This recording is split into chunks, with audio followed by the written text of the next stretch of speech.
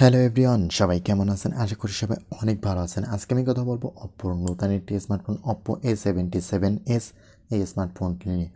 ফোনটি রিসেন্টলি বাংলাদেশ মার্কেটে লঞ্চ হয় আর এই স্মার্টফোনটির দাম রাখা হয় 24,990 টাকা। তো 24,990 টাকা বাজেটের এই স্মার্টফোনটি আমাদেরকে কী অফার করছে এবং এই ফোনটি কতটা ভ্যালু ফর মানি আমাদের জন্য পুরো ভিডিওতে সেটি নিয়ে আলোচনা করব। তাহলে ভিডিওটি শুরু করা যাক। Oppo A77s এই স্মার্টফোনটি দুইটি কালার ভেরিয়েন্টে পাওয়া যাবে, সানসেট অরেঞ্জ এবং স্টারি ব্ল্যাক। ফোনটির ওয়েট 187 গ্রাম এবং থিকনেস 8 মিলিমিটার। বেশ লাইট ওয়েটের এবং স্লিম একটি স্মার্টফোন Oppo A77s এই স্মার্টফোনটি।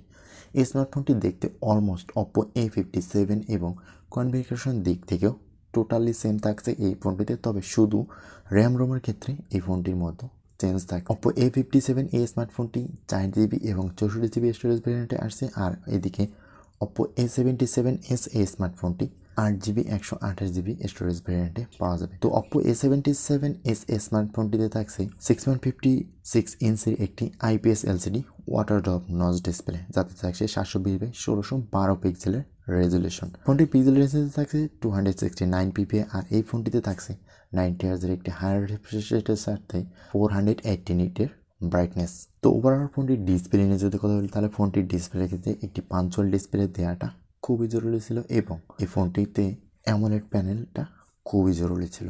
আদারওয়াইজ বেটার থাকছে ফোনটির ডিসপ্লে, কালার রিকোয়েস্ট, ব্রাইটনেস বেশ ওভারঅল ওকে। এরপরে আসি এই ফোনটির পারফরমেন্স সেকশনে। ফোনটিতে থাকছে কোয়ালকম স্ন্যাপড্রাগন 680 একটি চিপসেট 6 ন্যানোমিটার। ফোনটিতে জিপিইউ হিসেবে থাকছে 2.4 GHz অক্টোকোর এবং জিপিইউ হিসেবে থাকছে অ্যাড্রেনো 610। আর ফোনটি রান করবে ColorOS 12.1 এর সাথে অ্যান্ড্রয়েড 12। আর ফোনটি পাওয়া যাবে একটি মাত্র ভেরিয়েন্টে 8GB 128GB। ফোনটির স্টোরেজ টাইপ হচ্ছে UFS 2.2। আর এই ফোনটি 8GB র্যামের সাথে আরও 8GB ভার্চুয়ালি র্যাম বাড়িয়ে নেওয়ার সুযোগ থাকছে। তো ওভারঅল পারফরমেন্সের দিক থেকে বেটার হবে এই বাজেট। এরপরে আসি এই ফোনটির ক্যামেরা সেকশনে। ফোনটিতে থাকছে 50 মেগাপিক্সেলের মেইন ক্যামেরা, যার অ্যাপারচার 1.8, সাথে থাকছে 2 মেগাপিক্সেলের ডেপথ সেন্সর, যার অ্যাপারচার 2.4। আর ফোনটিতে ভিডিও রেকর্ড করা যাবে 1080p 30 fps রেজুলেশনে, তবে 4K হলে বিষয়টা বেটারই হতো। তো ওভারঅল ক্যামেরার পারফরমেন্সের যদি কথা বলি, সেখানে ওভারঅল বেটারই থাকছে। বাজেট বিবেচনায় মোটামুটি ঠিকঠাকই অপ্পোর ক্যামেরা হিসেবে বেটার পারফরমেন্স পাবেন। আর ফোনটির ফ্রন্ট ফেসিং ক্যামেরা থাকছে একটি 8 মেগাপিক্সেলের সেলফি শিটার। এখানে ভিডিও রেকর্ড করতে পারবেন 1080p 30 fps রেজুলেশন। ওভারঅল ফোনটির connectivity, network connectivity, wifi, bluetooth, NFC, USB type C port থাকছে ফোনটিতে। তো ওভারঅল নেটওয়ার্ক নিয়েও হ্যাপি থাকতেছি। আর ফোনটিতে সিকিউরিটি সিস্টেমে থাকছে সাইড মাউন্টেড ফিঙ্গারপ্রিন্ট। তবে এর আগে দেখেছি আপনার অপ্পোর এই বাজেটের ফোনগুলোতে ইন ডিসপ্লে ফিঙ্গারপ্রিন্ট ব্যবহার করা হয়, কিন্তু বর্তমান মার্কেট বিবেচনায় হয়তো ফোনটি ওয়াটার ড্রপ নচ এবং সাইড মাউন্টেড ফিঙ্গারপ্রিন্ট ইউজ করেছে। এর আগে 20,000 টাকার উপরে ফোনগুলোতে অপ্পো বরাবরই তাদের ইন ডিসপ্লে ফিঙ্গারপ্রিন্ট ইউজ করে আসছিল। আর ফোনটিতে সাউন্ড সিস্টেমে পাবেন অসাধারণ স্পিকার, ডুয়াল স্টেরিও স্পিকারের সাথে ফোনটিতে 200% পর্যন্ত ভলিউম বাড়ানোর সুযোগ। আর এই ফোনটির স্লিম এবং লাইট ওয়েটের স্মার্টফোনটিতে থাকছে 5000 মিলিঅ্যাম্পিয়ারের ব্যাটারির সাথে একটি 33 ওয়াটের ফাস্ট চার্জার। 100% চার্জ হতে আপনাকে 69 মিনিটের মতন সময় নেবে।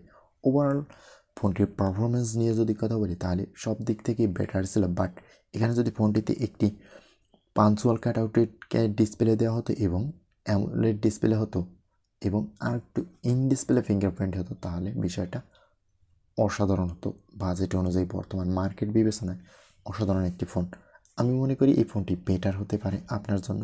বর্তমান মার্কেট অনুযায়ী হয়তো আপনি ইন ডিসপ্লে ফিঙ্গারপ্রিন্ট পাচ্ছেন না এবং ওয়াটার ড্রপ পাচ্ছেন না, অ্যামোলেড পাচ্ছেন না, বাট প্রসেসর, ক্যামেরা, ডিসপ্লের কোয়ালিটি বেশ অসাধারণ থাকছে। তো আপনার কাছে কেমন হলো অবশ্যই কমেন্ট করে জানাবেন। আজকে ভিডিওটি এই পর্যন্তই, কথা হবে নেক্সট কোনো ভিডিওতে। ততক্ষণ পর্যন্ত ভালো থাকবেন, সুস্থ থাকবেন। আল্লাহ হাফেজ।